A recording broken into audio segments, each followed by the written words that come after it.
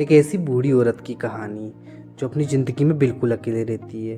उसकी बेटी उसको 17 साल की उम्र में छोड़ के चली जाती है। फिर उसके बाद वो अपना पूरा जीवन अकेले बिताने लग जाती है।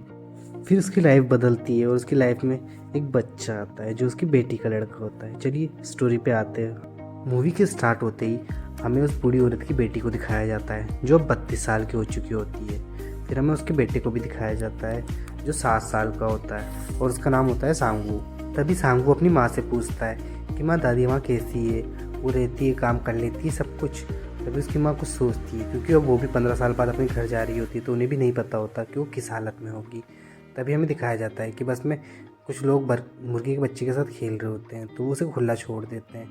तो वो उन दोनों के ऊपर आ गिरता है और उनके कपड़े गंदे कर देता है। इससे सांगू बहुत परेशान हो जाता है और वो अपनी माँ से बोलता है कि माँ, यहाँ पे बहुत धूल मिट्टी है और यहाँ पे बहुत गंदगी है, हमें वापस चलना चाहिए।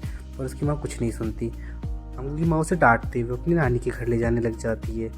जब वो वहाँ पहुँचते हैं तो देखते हैं कि उनकी बाप बहुत बूढ़ी हो चुकी है। ना वो बोल सकती है, ना वो सही से सुन सकती है। तो उसी बात पे उनकी बेटी उनसे माफ़ी मांगने लग जाती है और उनसे बोलती है कि अब मेरा तलाक हो चुका है और मेरे पास कोई जो जॉब था, मेरी शॉप थी, वो भी अब बंद हो चुकी है और मेरे पास कोई जॉब नहीं है तो मैं इसको नहीं पाल सकती। तो कुछ दिन के लिए आप इसको अपने पास रख लीजिए और जब सब कुछ ठीक हो जाएगा तो इसे मैं अपने साथ ले जाऊंगी। आपको कोई तकलीफ़ तो नहीं होगी इस चीज़ से? तो उसकी माँ कुछ सुन तो नहीं पाती पर वो समझ जाती है और फिर उसकी माँ उससे बोलती है कि मुझे अभी जाना होगा, आप इसका ध्यान रख लेना। पर वो उसकी माँ बोलती है कि तुम आज रात यहीं रुक जाओ और यहीं पे आराम करने के बाद चली जाना। तब वो बोलती है, नहीं, मैं नहीं रुक सकती, मुझे वहाँ कैसे भी पहुँचना होगा और अपने लिए नई जॉब ढूंढनी होगी ताकि मैं जल्दी से जल्दी सेट हो सकूँ और फिर अपने बच्चे को वापस ले जा सकूँ। अगले ही पल वो शहर की बस पकड़ती है और वहाँ से चली जाती है। फिर हमें सांगू को दिखाया जाता है जब उसकी नानी उसको साथ में ले जाने के लिए बोलती है तो अपनी नानी को चिढ़ाने लग जाता है। फिर हमें उनके घर का सीन दिखाया जाता है जहाँ पे उसकी माँ उसके लिए कुछ खाने के लिए रख के गई होती है और कुछ खिलौने रख के गई होती है। और उसकी नानी उसे जब ले जाने लग जाती है तो वो काफ़ी लड़ाई करने लग जाता है और अपनी नानी को चिढ़ाने भी लग जाता है और बोलता है कि आप तो गूंगी और बहरी हो। पर उसकी नानी उसको एक इशारा करती है पेट ही पेट पे, पर वो कुछ नहीं समझ पाता। उसकी नानी उसको छोड़ के फिर अपने घर चली जाती है। सांगू भी अपनी नानी के पीछे पीछे आ रहा होता है पर जब उसकी नानी पलट के देखती है तो वो बहाने मारने लग जाता है। तो वो ऐसा दिखाने लग जाता है कि वो पीछे पीछे नहीं आ रहा, पर उसकी नानी बुलाती है तब वो नहीं आता। फिर हमें रात का सीन दिखाया जाता है जहाँ पे वो खाना खा रहे होते हैं तो उसकी नानी अपने हिस्से का खाना भी उसे खिला देती है। पर सांगू अपने काम में बिजी होता है, वो अपना गेम खेल रहा होता है। हमें मॉर्निंग का सीन दिखाया जाता है जहाँ पे सांगू को जोर से बाथरूम लगी हुई होती है तो उसकी नानी उसके लिए एक पॉट लाती है तो उस पॉट के अंदर ही वो बाथरूम करता है। फिर उसकी नानी उस पॉट को धोती भी है और हमें उसे काम करते हुए भी दिखाया जाता है कि वो बड़ी बड़ी बाल्टियाँ लेके पानी भर के लाती है। फिर हमें उन्हें अकेले बैठे हुए दिखाया जाता है जो अपनी लाइफ के बारे में सोच रही होती है। उन्होंने सब कुछ जी लिया है अपनी लाइफ में। तभी ना उसकी नानी एक लड़के को अपने घर पे लेके आती है पर सांगू उस पर बिल्कुल भी ध्यान नहीं देता। वो अपने अकेले गेम में बिजी रहता है और अपनी मस्ती में मस्त रहता है। उसकी नानी उसे कुछ नहीं बोलती, बस वो उसे देखते रहती है। फिर हमें दिखाया जाता है एक दिन सब चीज़ से परेशान होकर सांगू गांव में निकल जाता है खेलने के लिए, पर उसे अपने साथ खेलने के लिए कोई नहीं मिलता तो वो थक हार के वापस घर को आ जाता है। फिर वो अपने वीडियो गेम में लग जाता है। तब वो अपनी नानी के पास बैठा होता है तो उसकी नानी बार बार सुई में उससे धागा डलवाती है। तो जब भी खेलने लगता है तो उसकी नानी बार बार उससे सुई में धागा डलवाते रहती है। तो इस चीज़ से वो बहुत परेशान हो जाता है। फिर जब वो वीडियो गेम खेल रहा होता है तो उसके सेल्स ख़त्म हो जाते हैं तो वो अपनी नानी से पैसे मांगने लग जाता है। तो उसकी नानी के पास इतने पैसे नहीं होते कि वो उसको सेल दिलवा सके क्योंकि उन्होंने अपनी ज़िंदगी पूरी गरीबी में बिताई होती है तो उनके पास ज़्यादा पैसे सेव नहीं रहते और ना उनके घर में कोई कमाने वाला होता है। वो नानी से बोलता है कि आप मुझे पैसे दे दो, मैं अपनी मॉम से आपको पैसे दिलवा दूँगा। पर उनकी नानी वापस पेट पे इशारा करती है। वो इस बात को नहीं समझ पाता। फिर वो अपनी नानी को धक्का दे के वहाँ से चला जाता है और फिर सांगू घर पे आ जाता है और वो बहुत गुस्सा करने लग जाता है और गुस्से गुस्से में वो अपनी नानी की चप्पलों को भी छुपा देता है। तो उसकी नानी बहुत परेशान होते हुए पानी लाती है नंगे पैर तो उनको बहुत दर्द होता है और बहुत मुश्किल से वो उसका पॉट भी धो के लाती है। पर सांगू उसे भी गुस्से गुस्से में तोड़ देता है और अपनी नानी को देखने लग जाता है। फिर वो अपनी नानी की हेयर पिन को देखता है तो वो उसे निकाल के चुपचाप से भाग जाता है। वो गांव में दुकान ढूंढने के लिए निकल जाता है। फिर पूछते पूछते वो एक दुकान पर पहुंचता है तो वो सेल देखने लग जाता है तो उसे अपने वीडियो गेम के लिए सेल्स नहीं मिलते, क्योंकि इसमें छोटी साइज़ वाले सेल डलते थे, तो दुकान वाले के पास होते नहीं है। फिर दुकान वाला उसे बताता है कि आगे एक और दुकान है, तुम वहाँ जाके पूछ सकते हो, तो उसे वहाँ भी सेल नहीं मिलते। फिर वो एक जगह जाके बोलता है कि शायद मुझे कुछ और ही खा लेना चाहिए, और वहाँ जाके वो हेयर पिन देता है। तो वो दुकान वाला उससे मना कर देता है कि इस हेयर पिन की कोई वैल्यू नहीं है, और उसे मार के वहाँ से भगा देता है।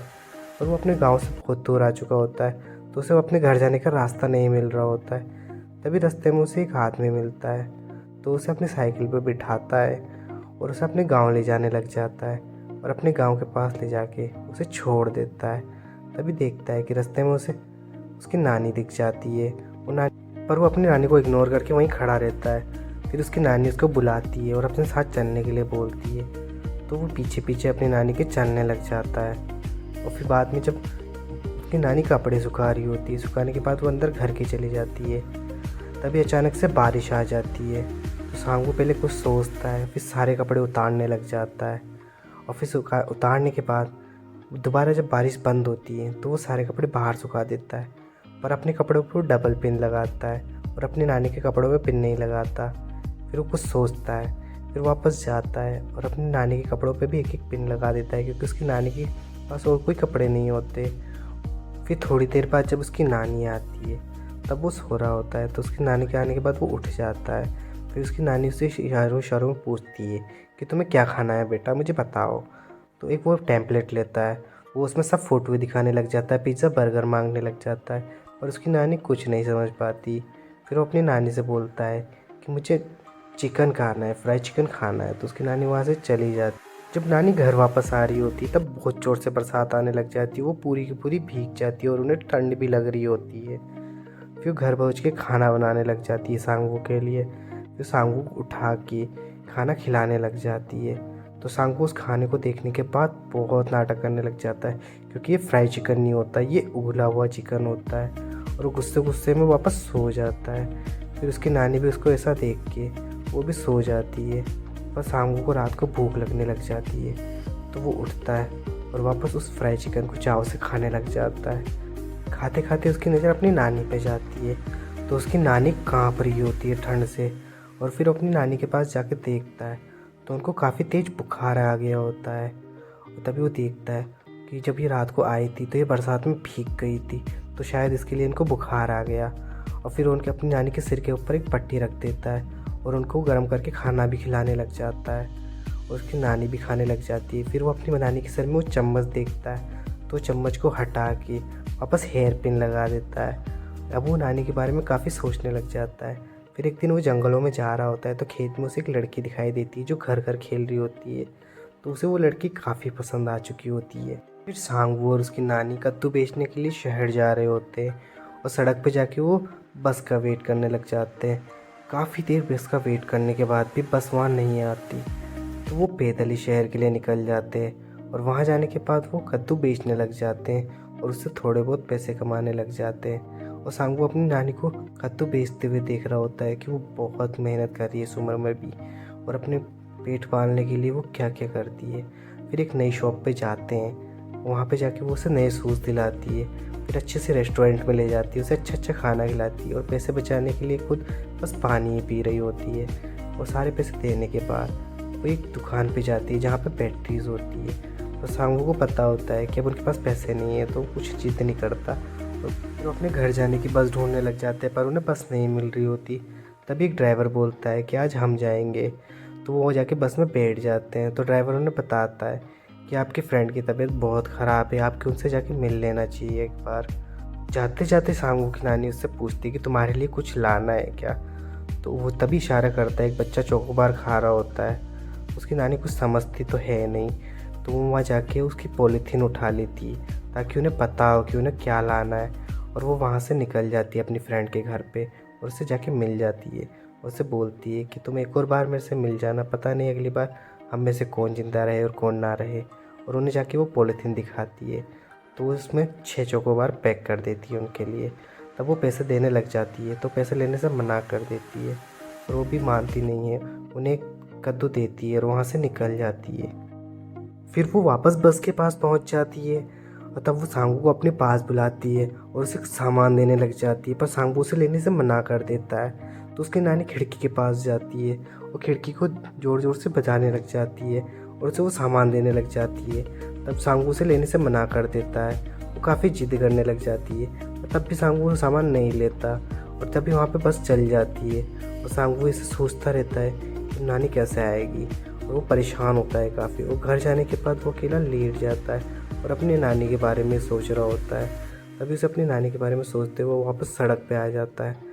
तभी हमें दिखाया जाता है कि उसकी नानी भी वहाँ पहुँच जाती है। वो पूरे रास्ते पैदल ही आई हुई होती है और इस चीज़ से वो बहुत थक चुकी होती है।